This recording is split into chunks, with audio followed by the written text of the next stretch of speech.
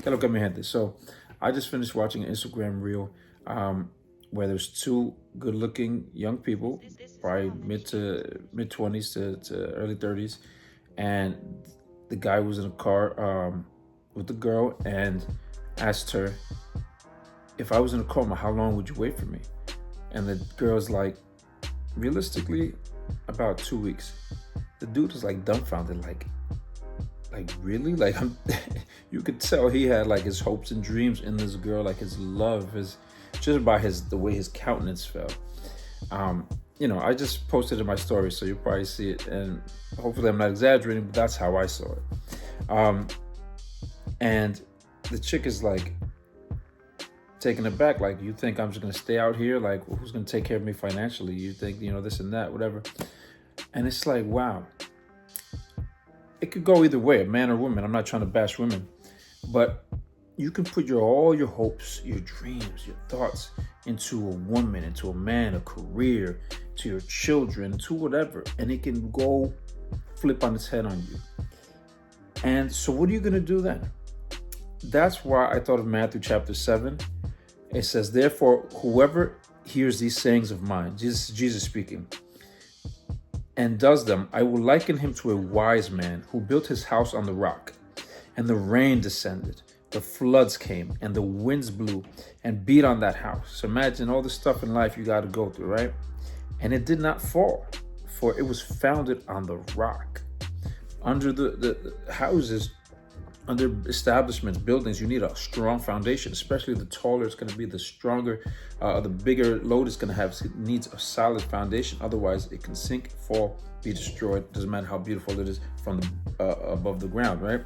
"But everyone," this verse 26, I started at 24, "but everyone who hears these sayings of mine and does not do them will be like a foolish man who built his house on the sand." Sand it's fickle, it can disintegrate, not steady. "And the rain descended, the floods came, and the wind blew and beat on that house, and it fell, and great was its fall." It's funny he's talking about a house when the body's our temple, right? The house of him. He doesn't want us to fall. So he's saying build on him. You look at the world, you look at the opposite sex, opportunities, and when they're not in God, or even if they're in God, if they're from God, but you give them the first place, the priority, you make it an idol above your creator who's giving you oxygen and your eyesight to see when you wake up every day, your fingers, your limbs, your bones, your everything. And with all the respect to whoever doesn't have these things, but you have other privileges and blessings.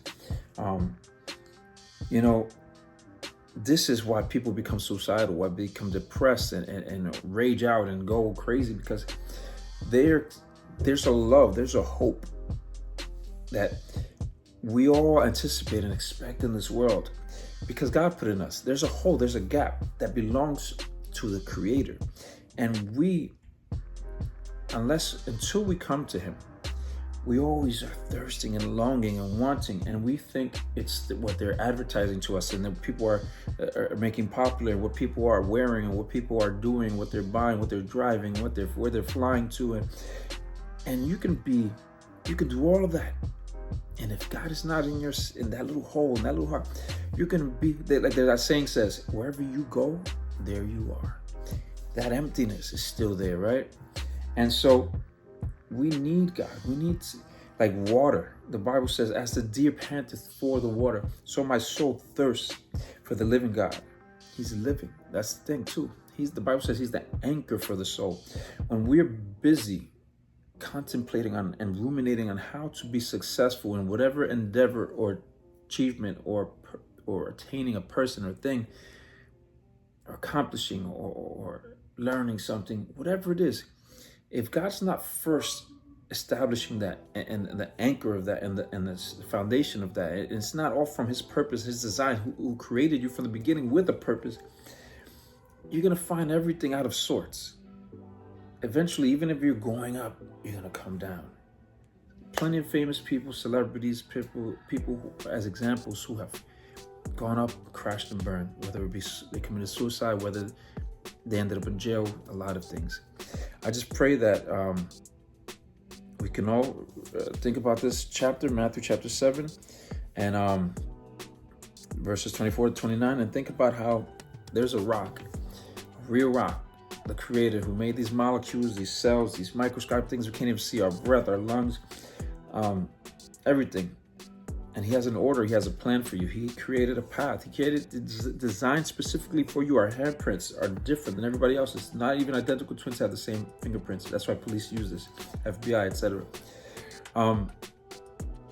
Go to him. Go to the foundation, to the person, the source for who you are, why you should do this, why you should do that.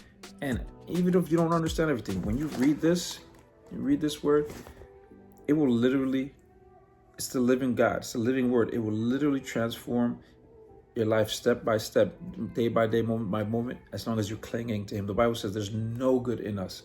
So our thoughts, our instincts, our reactions are typically just for survival, just for this world, just for what's right now, what's making it okay now. Even if we do well with our children, there's different things that God put in us, instincts that are like paternal, maternal instincts that are good.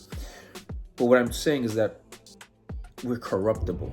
The enemy can slide in and twist things and make us do the wrong things or push us to do the wrong things if we're not anchored on God, because our sin nature is still there. It's always going to be there until we leave this place. So we need to stay stuck on God, like white on rice, whatever you want to think about, man. Because every day we're being renewed. Every day we say, God, forgive me. Every day we carry that cross. God, help me. Oh, God, give me patience. Oh, look what they did to me. Father, help me not to lash out. Because our nature is there. And the same way your nature can deceive you to do the wrong thing and end up later in jail, you can end up to be with the wrong person because you're just so in love, infatuated, you're visually stimulated. Trust God, because he would never lead you astray. God bless.